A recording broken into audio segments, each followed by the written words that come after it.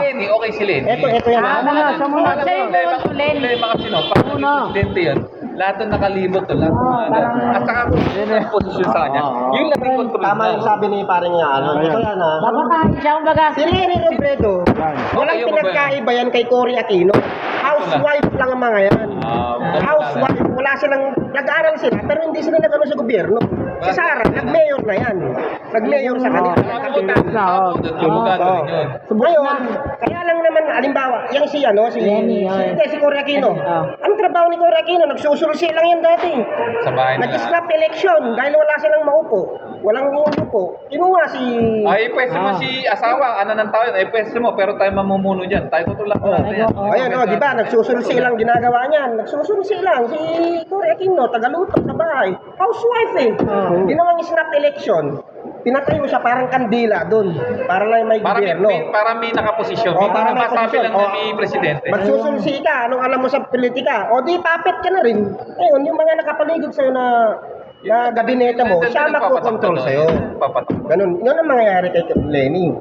Kahit sabi mong okay si Lenny, ano yan? Ang tanong doon, ba't yung iba yung gusto nila manalo si Lenny Robredo talaga? Hindi, yung iba kasi... Kasi gusto nila iba, may bago makita. Parang ganun eh. Kung baga pinaparabi, siyempre pinapamat. May mga ano dyan, may mga political nagsusulsi strategy na yan eh. O sige, pakalat mo itong balitan to, paano mo sa halimbawa, ako yung gabinete ni... Tapos papagawa tayo ng rally, bayaran mo yan, Saudi mo ng tao yan mga yan. Pinopondohan din yan. So, doon ka may alam.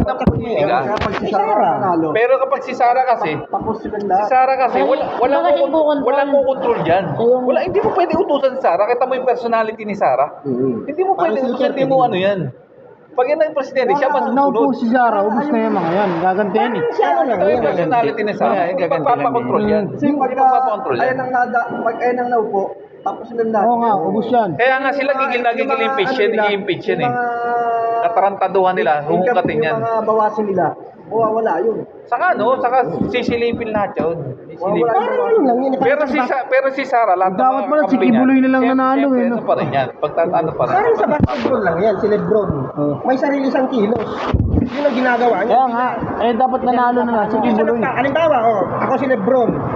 Sa yung yung mga ka-teammates ko. May ano ka sa akin, meron kang isasuggest. Pero sasalain ko pa yun. May suggest ka sa akin. Papag-iisipan ko kung tama i-suggest mo sa akin o hindi. Kung dapat gawin yun, kung dapat gawin talaga yun. Hindi ka tulad kay Cory, pag sinadjust yan, yan na talaga yan. Parang utos yun. Hindi na pag-aaralan yan. Yun na yun. Ako di ka na, tapos kung ano pa pinaglalagay mo ng mukha mo.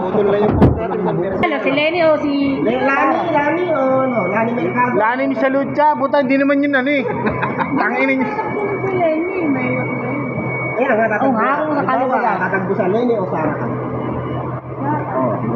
Bakit? Magbigay ka ng rason, bakit si Sarah? Kayo na ba to?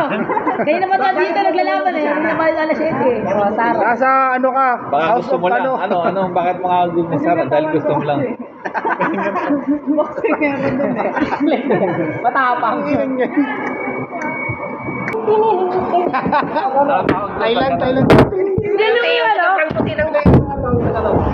Sa Japan. Meron yun na, yung powder na ano, yung back, yung mukha. Parang may ano dito, guys.